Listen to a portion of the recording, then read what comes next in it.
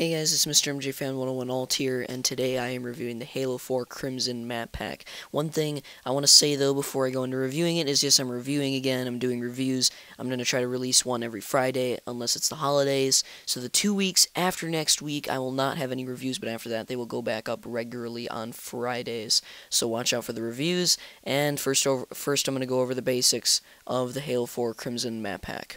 So let's go over the basics of this map pack. It costs 800 Microsoft points, which is a decent price, but a little much. I think it should be $1 or $2 less. It only takes up 600 megabytes of hard drive space, which is great, especially for people with hard drives that are starting to run out of space, like mine. The contents of this map pack, though, are 3 maps and 1 game mode, which is called Extraction. First, let's go over the game mode.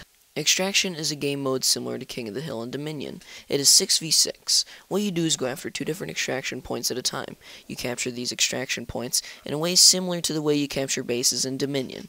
You walk up to them, press right bumper to plant a beacon, which captures the Forerunner artifacts at the extraction point. Once you plant the beacon, the extraction point starts counting down from 45 seconds to 0.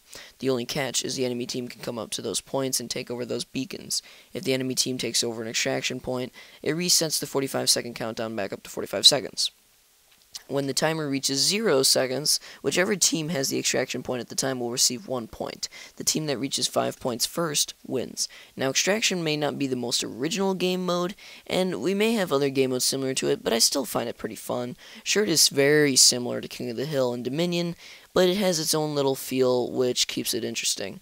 I especially love the adrenaline rush at the end of the game when you are tied 4-4, and you're fighting over one last extraction point. My team once won a game by converting the last point with 1 second left. It then reset to 45 seconds, and we held it off and won the game. Great feeling. Overall, I'm happy with Extraction, but there could have been a little more innovation or a little twist to the game mode. So now on to the maps. The first of the maps that I'll be reviewing is Wreckage.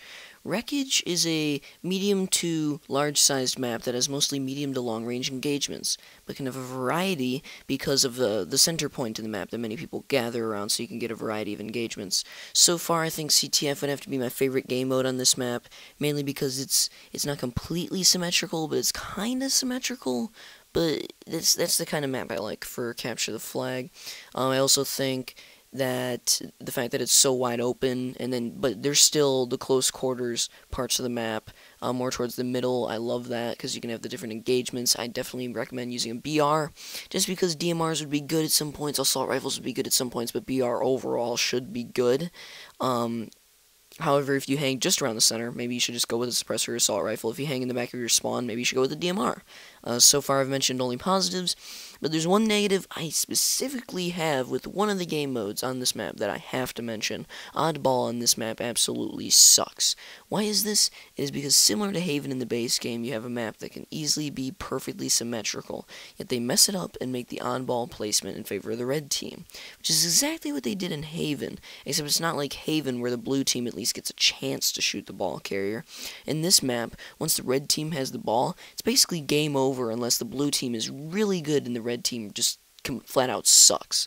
Because all the red team has to do once they have the ball is back it up into their spawn, get behind a piece of cover, get their teammates behind a piece of cover, have regeneration fields ready, and it's that easy. It's that easy.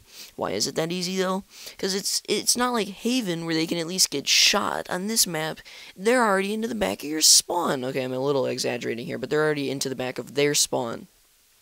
By the time you get there, unless you have unlimited sprint, they're already out of the room, and you don't even get a chance to shoot them until it's a little too late. Well, anyways, and on Haven you at least get a chance to shoot them, but that's really all I have to say. Time for the next map. So now on to the next map, which is Shatter. Shatter, I'm just going to right away say, is my favorite map in Crimson.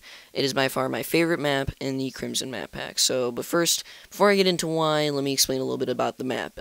It is the largest map in Crimson. It has a variety of gameplay because there's a building in the middle, and open ground with plenty of cover around the building. It's sort of shaped like a circle, almost, the map. I find Shatter to be great for objective game modes because of its layout. I don't know if I'd say linear, but it's very symmetrical. But like I mentioned before, it has many different areas where you can engage in different types of combat. I especially love CTF on this map, big surprise, and Extraction, actually, because in Extraction you'll have one base near the wide open area, and then you'll have another completely enclosed in the middle building. Extraction really brings out the variety of gameplay in this map, and that's what I love about Extraction in this map. I love CTF simply for the reason that it's very symmetrical. Like I mentioned, symmetrical best works for CTF. Already said that.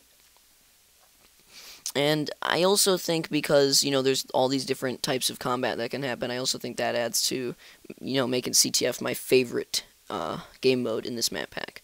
And also, how can I forget, this is the second Halo 4 map to have the Mantis. The Mantis can be a key to victory on this map if used carefully. The Ghosts can also be helpful, however, there needs to be a counter to the Mantis, right? We'll say hello to the Sniper. Not only is the Sniper very good for picking off people in the open area around the building in this map, it can also be very useful for taking down the Mantis. So overall, I would say the Mantis and the Sniper are the keys to victory in this map. And overall, I would say Shatter is probably my favorite map in Crimson. Definitely love this map. It usually gets picked a lot in the playlist. I can see that it's, I think it's widely liked by the community as the favorite in this map pack. But Shatter, overall, great map. Definitely the best in this map pack. So now on to the final map in the Crimson map pack. Harvest is the final map. Harvest I find is actually the least played map in this map pack. Maybe it's just me, but that's what it seems like. Not exactly sure why, because I think it's very fun, and it keeps with the theme of symmetrical maps in this map pack. Literally every map in this map pack is symmetrical. It is similar to Shatter, where it is an open area around a building in the center. You could say that Wreckage is like that too, but Wreckage is just a small structure. It's not a huge building like there is in Harvest and Shatter. So it's similar to Shatter in that way, except Shatter is shaped like a circle, kind of. Not exactly, but Shatter, if you look at it, it's kind of shaped like a circle. Harvest is definitely shaped like an oval. First off, similar to other maps, I find this one to be very good with objective game types like CTF, as I've mentioned 500 million times, which is very competitive on this map. Also, this map has less cover on the outside, unlike Shatter. It's a little more wide open. I also find that the Warthog in this map is the key to victory. If you have a team of 3, you will definitely win on CTF if you can control the Hogs. Oh, and this map is ideal for the Now They Fly achievement, where you have to kill somebody while airborne on a Warthog. This map literally has like six rocks that are shaped like ramps, or maybe it even has more, but I counted 6 rocks that are shaped like ramps on this map. I mean, this map was designed for that achievement. So if you want the Now They Fly achievement, go to this map. Go to this map. This is where you're going to get it. So I don't have much to say about Harvest, but it is a good map. It's a strong one. I would pick it in a normal playlist. Very fun for Capture the Flag. As all of these maps, they might as well rename this the Capture the Flag map pack, in my opinion. But, so, Harvest, not my favorite. Still think Shatter's my favorite, but Harvest is very fun. Also, if you play Infinity Slayer, take those Hogs. You will dominate the map. So some of you guys that have previously watched these reviews that know that this is time for the final verdict. But there is one big thing that I forgot to mention throughout this review, is that there are 8 achievements that come with this map pack that total out to 250 gamer score in total. So I'll put those achievements on screen right now, and you can pause the video if you'd like to read them. It's got the points next to them, it's got the names of the achievements, but there you go. Okay, so anyways, the final verdict. The final verdict, I give the Crimson map pack an 8.5. It has pretty solid maps for the most part, but none of them stand out. The Extraction game type doesn't really stand out. The only map that might stand out is Shatter. I mean, because it's a pretty good map, plus it is the second map to have the Mantis, so Shatter might be the only one that stands out. But overall, 8.5 on Crimson. It was good, but it could have been better, and I'm definitely expecting more from the next map pack, and hopefully they improve on the parts where they failed in Crimson.